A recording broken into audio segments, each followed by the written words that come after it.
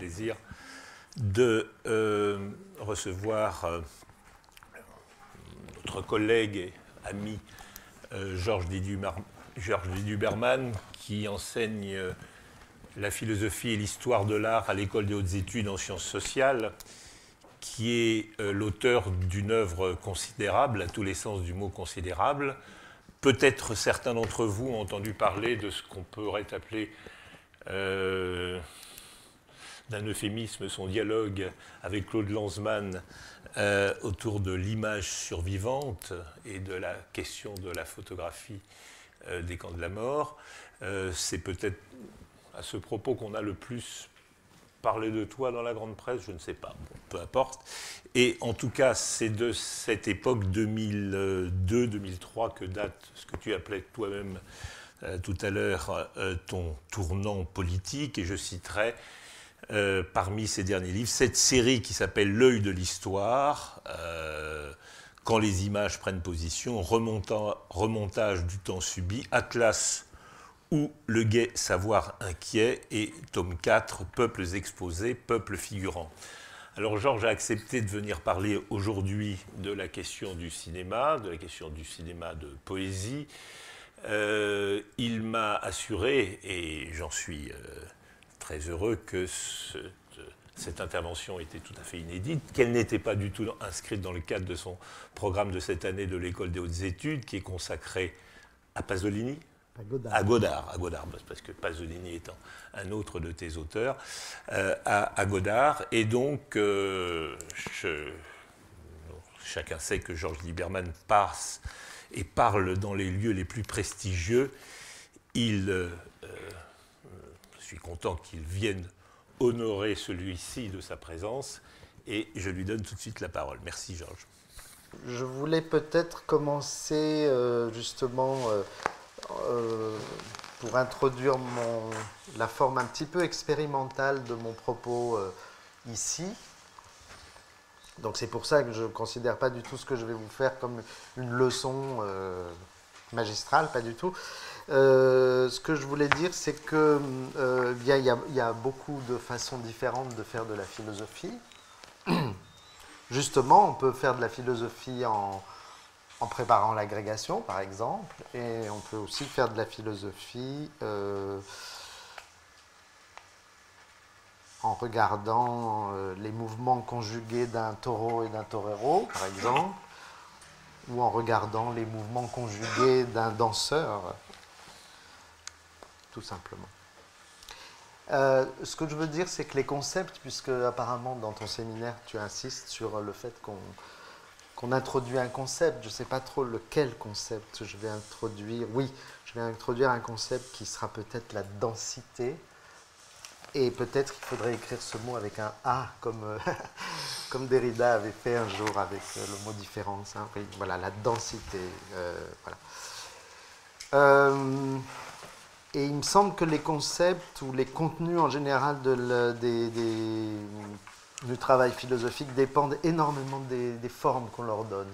La philosophie, c'est comme l'histoire de l'art, hein. C'est un genre littéraire, mais c'est un genre avec beaucoup de genres possibles.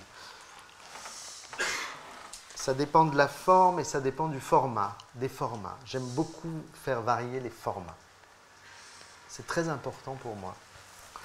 Donc j'écris des très gros livres avec des sources et des grosses bibliographies, etc. Par exemple, le livre sur Aby Warburg. J'écris des séries de livres sur une seule question, ce que tu as eu la gentillesse de citer, l'œil de l'histoire. C'est une avancée dans la question des rapports entre, disons, la question de l'image et celle de l'historicité. Donc ça procède de façon assez systématique, et c'est en effet l'objet de mon séminaire à l'École des hautes études, où cette année, donc c'est l'œil de l'histoire selon Jean-Luc Godard d'une certaine façon. Et puis j'aime beaucoup faire procéder d'autres façons. Donc ce soir, aujourd'hui, là, je vous propose quelque chose de complètement différent. Ça fait partie aussi dans mon esprit, puisque tout aboutit à un livre, hein. C'est une série de lettres. Je collectionne une série de lettres que j'écris à des gens des artistes. Donc en ce moment, par exemple, j'écris une très longue lettre à un très grand artiste. Bon, c'est Gerhard Richter. Mais je me méfie beaucoup des hiérarchies et donc dans cette idée d'un futur livre qui devrait s'intituler Sortir par les yeux. Vous savez, quand on dit ça me sort par les yeux. Donc qu'est-ce que c'est quelqu'un qui fait des images sur quelque chose qui lui sort par les yeux? Sortir par les yeux. Donc, au milieu de ça, il y a une lettre qui a été écrite, je l'ai écrite, je ne sais plus, en décembre dernier. Elle est très longue, elle fait donc 52 pages, je vais un peu improviser dessus. À quelqu'un de totalement inconnu, de jeune. Donc cette personne s'appelle Maria Kurkuta, K-O-U-R-K-O-U-T-A. J'ai vu un film de cette personne dans une sorte de festival quelque part. J'ai trouvé ça extraordinaire. En tout cas, ça m'a beaucoup inspiré. J'ai donc écrit tout simplement une lettre à cette personne. Alors, voilà, je vais vous donner des éléments de cette lettre. Pourquoi je lui ai écrit cette lettre? Parce qu'en fait, depuis un certain temps, je m'interroge beaucoup sur les relations entre faire des images, par exemple cinématographiques, et en particulier, qu'est-ce que c'est que faire un essai? Je me suis beaucoup penché sur la question de l'essai cinématographique, et notamment à travers l'œuvre d'un très grand artiste allemand qui s'appelle Harun Farocki. Et c'est un peu le même problème chez Godard, bien évidemment. Farocki et Godard sont d'ailleurs tout à fait liés. Et c'est bien sûr le problème chez Pasolini, puisque Pasolini a fait des essais cinématographiques, dont un que j'ai analysé en long, qui s'appelle La Rabbia, qui est un essai politique, poético-politique. Et ma question, la question née de ce travail sur notamment Pasolini, c'est qu'est-ce que ça a à voir, le fait de faire du cinéma, le fait de faire un essai qui a une valeur, donc, on pourrait dire théorique, et la poésie. Puisque dans le film de Pasolini, bien sûr, il y a cette fameuse voce in poesia dans le film La Rabbia qui scande tout le film et qui est fondamentale. Qu'est-ce que c'est que faire un essai-poème? J'ai trouvé dans ce film de cette jeune femme grecque quelque chose de cet ordre. Ça s'appelle Retour à la rue des Halles. C'est le titre de ce bref film qui doit faire, je ne sais pas, 10-15 minutes, que je vous montrerai, si vous le voulez bien, à la fin de mon propos. D'ailleurs, la fin de mon propos, il faudra que ce soit toi tu me diras stop, parce que voilà, tu as compris que j'ai plus qu'une heure de parole là. C'est un montage de brèves séquences qui ont été retravaillées dans leur durée, dans leur rythme, dans leur visualité, à partir d'éléments tout à fait inconnus chez nous, mais très connus en Grèce, de cinéma populaire, des années 50 et 60. D'ailleurs, le sous-titre du film, c'est « 6 peintures populaires ». Populaire, ça veut dire qu'on voit des films, par exemple, peut-être en France, on connaît le nom de Michalis Kakoyannis. Il y a un acteur extrêmement célèbre en Grèce, mais bon, tout à fait inconnu chez nous, qui s'appelle Thanasis Vengos, je ne sais pas si je prononce bien. Il y a une actrice, et qui est l'équivalent de Rému ou de Louis de Funès, si vous voulez, très très connue. Nous on ne le connaît pas. Il y a ce que je veux dire par là, c'est que projeté en Grèce, ce film, on reconnaît tout, vous voyez. Il y a une actrice qui s'appelle Ellie Lambetti et qui est une espèce d'Anna Magnani, et c'est d'ailleurs à la même époque. Elle court dans les rues d'Athènes comme Anna Magnani pouvait courir dans les rues de Rome dans un film de Rossellini ou de Pasolini. Il y a aussi, à la fin du film, des séquences d'un type complètement différent, qui sont des séquences tirées de films documentaires, et notamment des cinéastes que nous ne connaissons pratiquement pas en France, Kanellopoulos, Sfikas, et surtout quelqu'un qui s'appelle Stavros Tornes, qui est un cinéaste que j'ai découvert grâce à ce film. Tous ces extraits tirés d'une période très précise de l'histoire grecque, une période qui se situe entre deux cauchemars historiques, la guerre civile d'un côté, disons, quand elle se termine en 1949, et la dictature des colonels qui commence en 1967. Dans une tradition de cinéma expérimental, c'est a priori, on a affaire à quelque chose d'assez classique, ce qu'on appelle des films de found footage. D'ailleurs, Maria Curcuta, qui vit en France, elle est très liée à des collectifs de cinéma expérimental, dont un je connaissais bien, c'est Lightcone, mais l'Etna, l'Abominable, tout ça, c'est des petits collectifs de gens qui produisent eux-mêmes leurs films, et même qui développent les pellicules, etc. Il y a toute une tradition de ça, une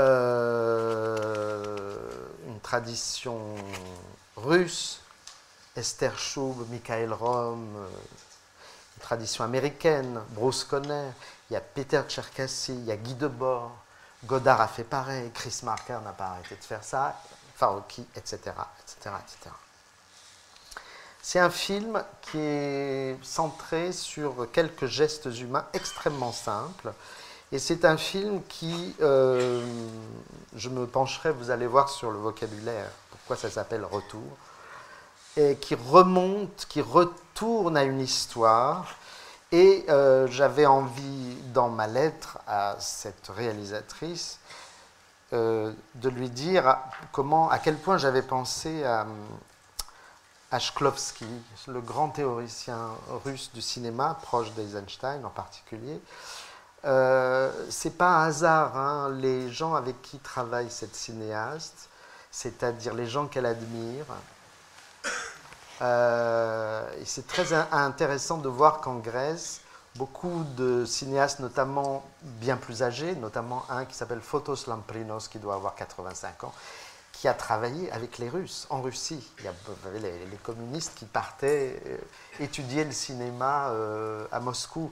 Donc on a une cinéaste d'une trentaine d'années qui, je crois, n'a jamais vu un film de Spielberg, mais qui connaît chaque plan de tout le cinéma russe, de tout Bellatar, de tout, évidemment, Angelopoulos. Enfin, c'est une tradition extrêmement précise, et c'est pour ça que ça me semble justifié de parler de Shklovsky. Shklovsky a fait déjà, en 1927, un éloge très marqué du cinéma de remontage, puisque ce film est un film de remontage. Shklovsky écrivait en 1927 « Il est intéressant de noter que nos maîtres, tels que Kouletchov et Vertov, se sont formés grâce aux actualités, autrement dit avec un matériau qui offre peu de prise pour la réalisation. En coupant dans les bandes d'actualité et en les remontant, on découvrait les fonctions du montage. » Eisenstein, lui, a fait ses classes en remontant des films importés de l'étranger, donc en remontant des films de fiction, en introduisant dans les actions des personnages un nouveau contenu et en confrontant les fragments de manière inattendue. Donc remonter, réorganiser, mais aussi nager à contre-courant, remonter vers une source, confronter des fragments de façon inattendue, c'est ce que dit Shklovsky, et de cette façon faire surgir des nouveaux contenus, comme dit justement Shklovsky. Et Shklovsky, en parlant de nouveaux contenus, il arrive à la question immédiatement du rapport entre cinéma et poésie. Il raconte par exemple dans un article qui s'appelle donc Poésie et prose au cinéma, qui est de la même année, 1927, il raconte comment dans un même film, par exemple La mère de Poudovkine, c'est un film qui pourrait s'apparenter à une prose narrative jusqu'à un certain moment. À un certain moment, tout se désorganise pour le meilleur et ça devient un poème. Donc il nous explique ça et il nous explique comment, dans une telle économie des images, on a à la fois quelque chose de l'ordre de ce qu'il appelle la géométrie des procédés, magnifique expression, qui est un travail d'extrême précision, notamment pas seulement le montage, mais le traitement des plans, la durée des plans, le cadrage, tout ce que vous voudrez. Donc une géométrie des procédés qui met en œuvre quelque chose qui dépasse absolument toute exactitude, parce que ce qu'elle met en œuvre, cette précision, cette géométrie des procédés, c'est ce que Shklovsky appelle la polysémie de l'image poétique et le halo qui lui sont propres. Voilà une chose magnifique. Comment une technique d'extrême précision peut obtenir quelque chose de l'ordre du halo. Alors, c'est en effet les modèles, je pense, de cette cinéaste dont je vous parle là, Angelopoulos, Tarkovsky, Bellatar, sont particulièrement des gens qui utilisent leur précision pour obtenir des effets de halo. Shklovsky nomme cela poésie. En 1917 déjà, 10 ans avant cet article sur le cinéma de poésie, Shklovsky avait écrit ce fameux essai capital pour la critique littéraire, intitulé L'art comme procédé. Vous savez, c'est dans le recueil dirigé par Todorov, qui s'appelle Théorie de la littérature. Tout cela écrit dans une proximité d'un côté avec Mayakovsky ou Mandelstam, de l'autre côté avec Jacobson ou Vladimir Propre. On connaît la thèse fondamentale de Shklovsky dans l'art comme procédé, c'est cette notion de singularisation, de cette façon de rendre les choses les plus familières étranges. Alors je dirais que dans ce que vous allez voir, dans ce petit film plus modeste que toutes ces grandes références que je vous donne, bien sûr, il y a exactement cela, c'est-à-dire la simplicité d'un geste. Il ne s'agit pas d'objet, là, il s'agit de gestes. Elle prend des gestes extrêmement simples et, me semble-t-il, elle les singularise. Les gestes, c'est dévaler la rue d'un village, tourner la tête de droite à gauche, danser dans une taverne, se heurter à un mur, ouvrir grand les bras, égrener du blé entre ses doigts. Vous verrez ces gestes, mais vous les verrez, me semble-t-il, singularisés. Quand Shklovsky parlait de cette notion de singularisation, il disait qu'à ce moment-là, on est atteint par une sensation, disait-il, de non-coïncidence dans la ressemblance. Magnifique aussi montage conceptuel, la non-coïncidence dans la ressemblance. C'est-à-dire que vous reconnaissez quelque chose et en même temps, il y a ce qu'il appelait, encore une fois, toujours parlant de la littérature. Là, à ce moment-là, 1917, il ne parle pas encore du cinéma. Il disait il y a un phénomène d'obscurcissement et de ralentissement. Ce qui m'intéresse parce que le film que vous allez voir est énormément basé sur des techniques à la fois de surimpression et de ralentissement. Voilà une façon donc de remonter des fragments. Vous savez très bien aussi, je vais encore parler 2 minutes, de cette sorte d'archéologie du remontage et du montage en tant que technique de la modernité.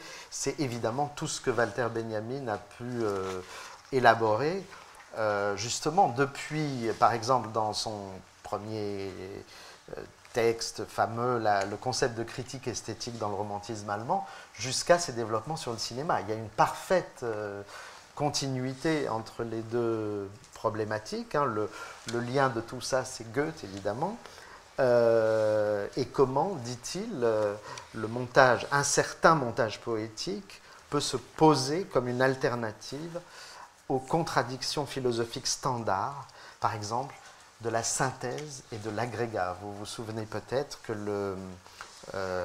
l'exergue de la thèse de Benjamin, le concept de critique esthétique, c'est une phrase de Goethe magnifique. Avant toute chose, l'analyste devrait rechercher, ou plutôt viser à savoir, s'il a réellement affaire à une mystérieuse synthèse, ou si ce dont il s'occupe n'est qu'un agrégat, ou bien comment il serait possible de modifier tout cela, c'est-à-dire de considérer que cette opposition peut être elle-même déplacée.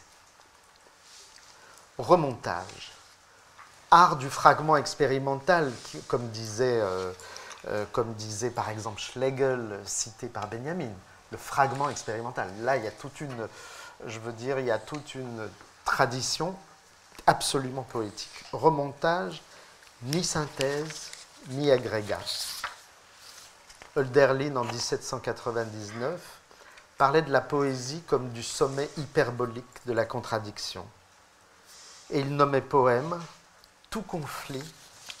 C'est quand même très, très, très intéressant d'écouter cette parole dans une perspective cinématographique. Il appelait poème tout conflit entre l'immobilité et la progression. Alors l'idée de faire des boucles d'images, l'idée de n'être ni dans l'immobilité, ni dans la progression lorsqu'on fait un film, peut avoir avec ce type de problématique, peut, disons, introduire quelque chose que je pourrais nommer un cinéma de poésie, justement. Je ne veux pas trop te... Ah non, non. Allons plus tard. Poésie. Je reste dans le domaine un peu russe comme ça. Il y a une phrase magnifique de Mandelstam qui dit que la poésie, je cite, « c'est la charrue qui affouille le temps afin d'en faire émerger les couches profondes, le tchernosium. » Le tchernosium, c'est cette terre noire riche en humus que vous devez aller chercher très profond pour que la surface devienne en fait féconde. C'est-à-dire, pour que le présent devienne fécond, il faut aller chercher le tchernosium de l'autrefois. Mandelstam parlait de cette profondeur, je cite, comme d'un hier qui n'est pas encore venu, qui n'a pas réellement existé, et qui n'existera que lorsqu'un poème en aura donné donc une sorte d'image-retour. Je dis bien retour. Dans sa grande synthèse magistrale sur la poésie des Grecs anciens, Emil Steiger disait que la tonalité lyrique est complètement liée avec une composante qu'il appelait mémorielle. Retourner. Le poème comme ce qui retourne. Retourner, ce n'est justement pas simplement aller en arrière. Et je ne sais pas, la psychanalyse, par exemple, nous aide à comprendre que la mémoire est toujours affaire de désir. La mémoire est donc toujours affaire de futur. Donc retourner, c'est ça. C'est se rendre capable de mettre le présent sans dessus-dessous, ou bien de retourner le présent en doigt de gant, retourner l'espace présent en doigt de gant, en tout cas, faire comme ce que dit Mandelstam, ramener du fond vers la surface, du passé vers le présent, quelque chose que l'on ne voyait pas ou que l'on croyait perdu. On appelle ça, Warburg appelait ça les survivances, ou le light fossile. Vous savez, le leitmotiv, mais lui il disait light fossile. Retourner donc, donner forme à notre présent, le reconfigurer en repensant notre histoire ou notre généalogie. Retour en grec, et c'est le titre de ce film, hein, Retour à la rudéole. Donc en grec, j'ai fait un peu de grec comme beaucoup de gens ici quand je faisais mes études. Alors j'ai reconnu le mot. Ça se prononce en grec moderne épistrophie. Nous on disait épistrophée. Épistrophie.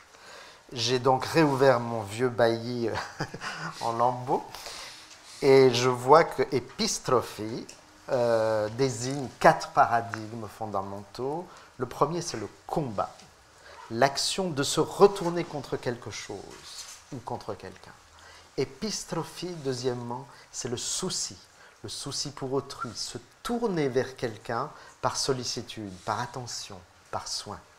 Épistrophie, troisièmement, c'est la modification, comme quand en français on dit que les événements prennent une nouvelle tournure. Vous voyez ? Quatrièmement, épistrophie, c'est la complexité, caractéristique de l'action de tordre les choses, comme lorsqu'on fait une tresse de cheveux, par exemple.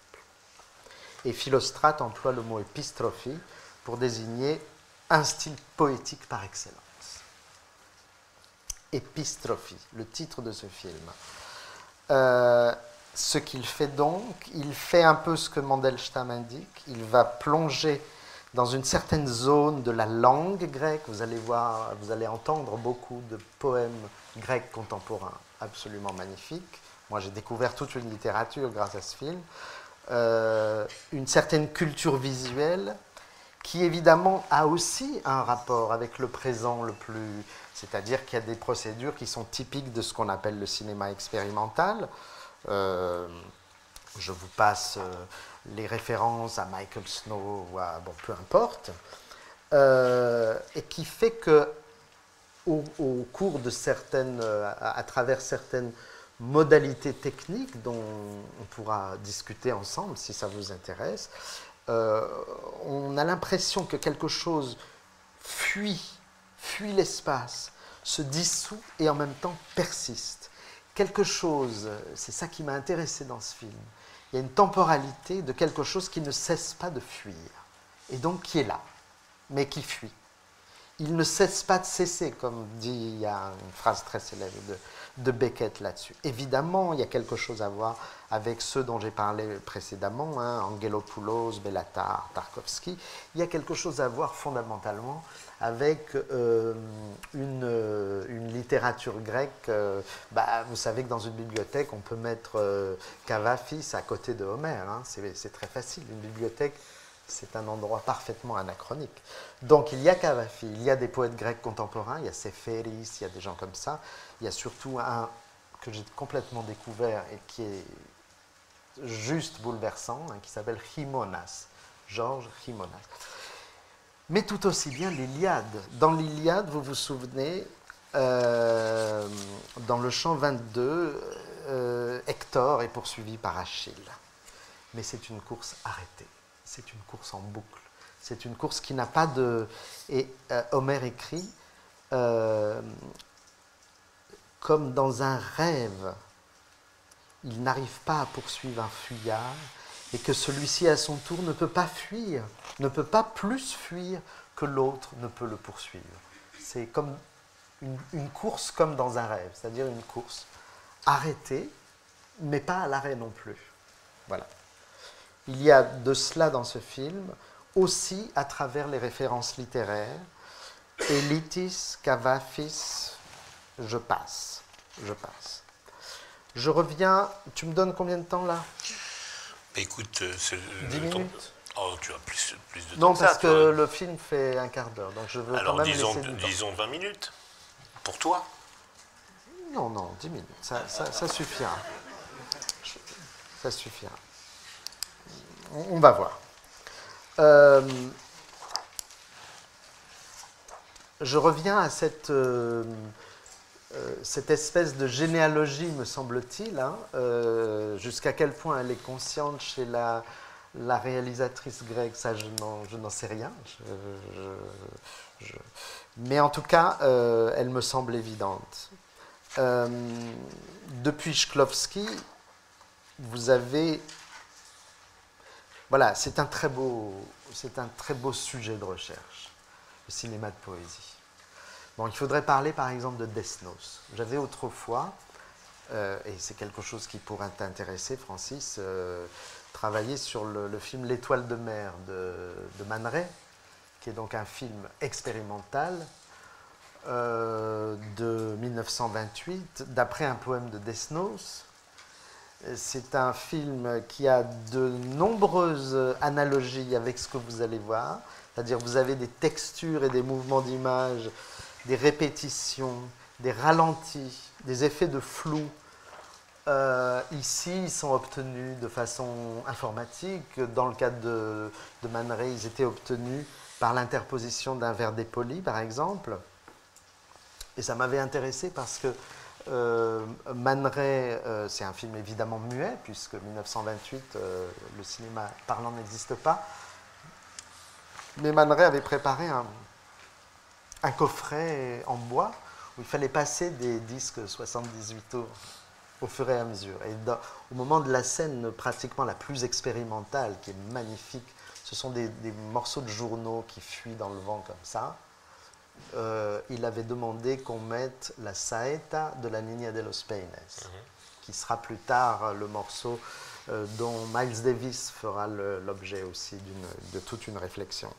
Voilà, c'est-à-dire, mais là aussi je ne m'éloigne pas du sujet, parce que le film que vous allez voir s'intitule, est sous-titré Peinture populaire, et bien sûr il y a quelque chose de fondamental dans la relation à la musique populaire. Hein. Il y a, vous allez voir des gens qui dansent ce qu'on appelle le zeibético, je crois, c'est une danse populaire comme ça, et ce qu'on entend, toute la musique de ce film, c'est la musique de Hatzidaki, qui est quelqu'un un petit peu qui a fait avec le rebético ce que Manuel de Falla et García Lorca ont fait avec le flamenco. Hein. C'est une sorte de transcription pour piano de motifs musicaux populaires. Motifs musicaux populaires, gestes humains extrêmement simples, des gestes justement qui traversent le temps, des gestes qui, par exemple, à la fin de ce film, il y a une scène qui est tirée en fait d'un documentaire, et pourtant ça rappelle de façon extrêmement puissante une des scènes centrales du film de Dovzhenko, La Terre. Vous savez, dans La Terre, il y a ce garçon qui danse sur le chemin poussiéreux comme ça, il tape, il y a la poussière qui remonte et il meurt, il se fait tuer à ce moment-là. Là, on voit quelque chose de très proche et on se dit, bah, évidemment, cette façon dont Mandelstam dit qu'il faut affouiller la terre, eh bien, il faut le faire avec nos propres gestes. Cette opération, le cinéma le fait avec les gestes humains. Qui a dit cela? Un autre poète, Pasolini, évidemment. C'est ce qu'il dit dans son fameux article de 1965, qui s'intitule « Le cinéma de poésie ». Dans cet article, qui est capital, hein, il y a deux aspects. Il y a la concomitance, je dirais, pour aller très vite, parce qu'il mérite bien sûr une analyse, la concomitance d'un point de vue anthropologique et d'un point de vue, je dirais, poétique au sens strict, littéraire. Côté anthropologique, il y a l'argument fondamental selon lequel l'objet premier du cinématographe, ce sont les gestes humains. Pasolini l'a dit, bien plus tard, Giorgio Agamben l'a redit. C'est tout à fait évident. On va continuer pendant des siècles à revoir ces gens sortir de l'usine Lumière, hein, le fameux film. C'est des gestes, une geste de sortie. On va voir, il y a ce fameux article, je pense à toi Francis, ce fameux article de Bazin, mort tous les après-midi. On va revoir la mort de Manolete ou la mort du taureau indéfiniment. Le cinéma retourne la mort, retourne ces moments, retourne les gestes. Et Pasolini avait fondé son article « Le cinéma de poésie » sur ce qu'il appelait le patrimoine commun des signes mimiques. Et la poésie pure chez Pasolini, c'est tout simplement Ninetto d'Avoli qui descend la Via Nazionale à Rome, qui marche dans la rue. C'est de la pure poésie. C'est le fameux film La sequenza del fiore di carta. Peu importe. Il n'est pas du tout hasardeux, c'est pas du tout un hasard que Pasolini ait été en relation assez proche avec les travaux ethnologiques de Ernesto De Martino, qui lui-même, à travers ses travaux sur les lamentations, était complètement une sorte de Warburg italien. Hein, le travail de Ernesto De Martino sur les lamentations depuis les Grecs anciens, les Égyptiens anciens jusqu'au film qu'il faisait lui-même dans l'Italie du Sud sont complètement warburgiens, ce qui a donné lieu d'ailleurs à des chefs-d'œuvre du cinéma documentaire, dont en particulier un film qui s'intitule Taranta, sur les tarentulés, le film de Gianfranco Mingozzi, avec, comme par hasard, pas du tout par hasard, bien sûr, le commentaire est dû à un poète, c'est Salvatore Quasimodo,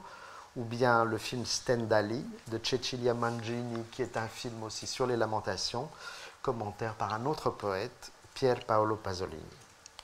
Côté poésie donc, l'argument de Pasolini consistait, comme chez Robert Desnos, dont je ne vous ai pas cité parce qu'il y a plein de textes de Desnos sur les rapports cinéma-poésie qui sont passionnants. Comme chez Desnos, Pasolini insistait sur le fait que les images qui défilent sur l'écran sont, dit-il, inséparables du monde de la mémoire et des rêves, ce qui explique la profonde qualité onirique du cinéma, inséparable pourtant de sa nature objectuelle, absolument et nécessairement concrète, manière d'affirmer, je cite toujours Pasolini, la nature foncièrement artistique du cinéma, sa violence expressive et sa matérialité onirique. Matérialité onirique. Voilà ce que défendait Pasolini, et il le défend à travers quoi? C'est là-dessus que je vais plus ou moins terminer. Il le défend à travers Dante. Dante, tout simplement.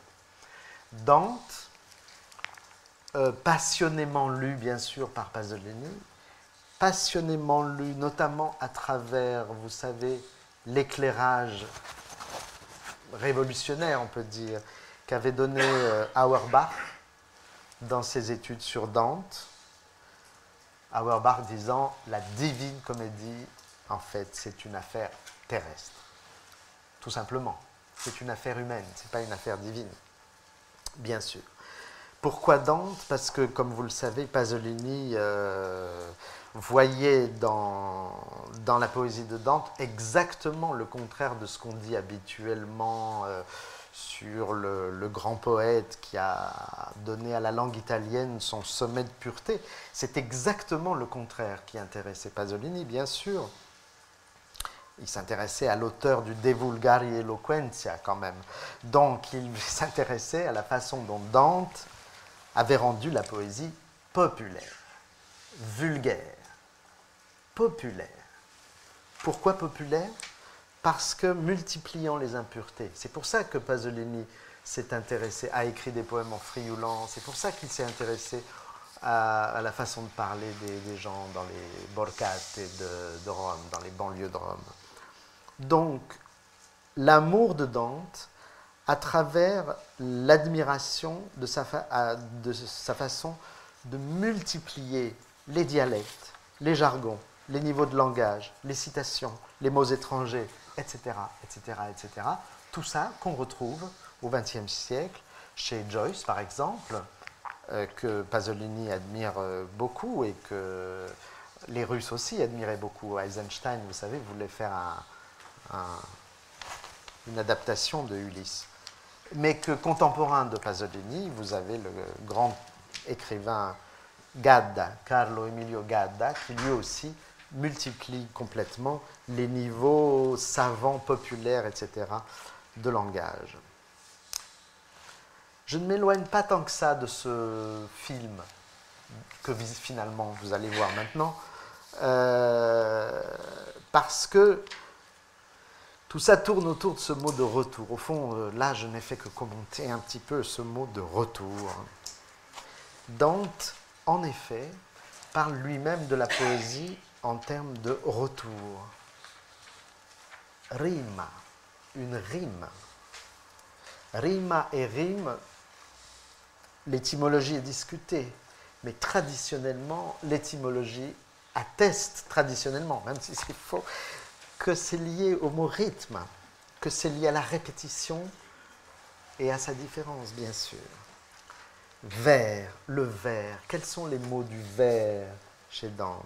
D'abord, il emploie, je vais très vite bien sûr, il emploie un mot grec, il emploie le mot dièse, la dièse.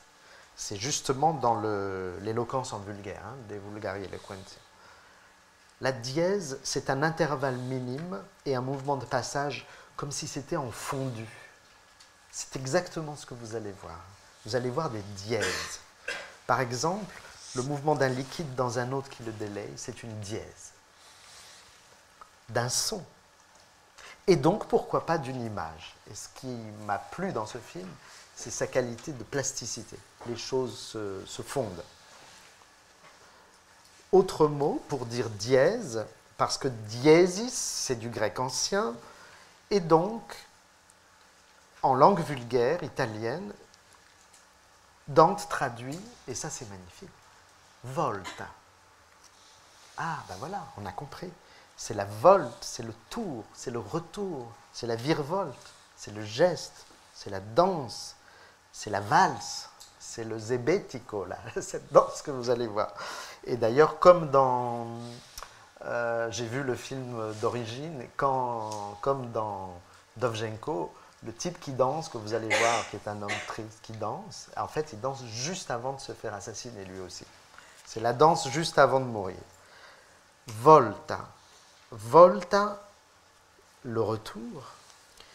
Et finalement, versus, le mot latin, le vers, qui désigne le sillon d'un champ cultivé, donc qui désigne une ligne, donc l'écriture, donc un vers poétique, mais aussi versus, qui désigne un pas de danse qui tourne et retourne sur lui-même, selon le sens même du verbe vertere. Le latin ménage une ambiguïté que va garder le français entre le vers poétique, qui suppose le retour d'une rime, et l'adverbe vers, qui suggère au contraire une échappée hors de toute répétition. Et j'ai appris, après coup, que ce film qui s'appelle Retour devait d'abord s'appeler Exode. Et on voit une fille qui s'en va. Donc, à la fois, il y a l'idée de retour et l'idée de partir. Il y a les deux sens du vers. La langue de Dante approchait donc l'élément poétique à travers ce mot de volta. Et bien, celle de Hölderlin va parler, comme vous le savez tous sans doute, de Dichtung. La Dichtung dit en même temps la poésie et la densification. C'est un mot comme s'il disait que la poésie est la densification du temps, la densification du langage, la densification des images. Quand Freud parle de Verdichtung, condensation, on pourrait traduire par transpoésie, si vous voulez, pour s'amuser. Et lorsque cet homme-là, qui n'arrête pas de tourner sur lui-même, vous allez voir dans le film, virevolte, il pose à la fois, me semble-t-il, au philosophe, une question de danse et une question de densité. C'est pour ça que j'écrirai le mot densité avec un A. C'est de la danse, danse. Vous comprenez ce que je veux dire? C'est de la danse, D-A-N-S-E, qui a une densité extraordinaire. Or, c'est exactement ce que disait Pasolini du cinéma de poésie. Il a pour caractéristique de produire, dit-il, des films de nature double, et bien des films qui sauraient en même temps retourner au geste, retourner les gestes dans tous les sens, et une poésie qui saurait en rimant, en formant un retour, densifier ce retour. En fait, le problème qui est donné là, c'est comment densifier et comment faire danser cette densification.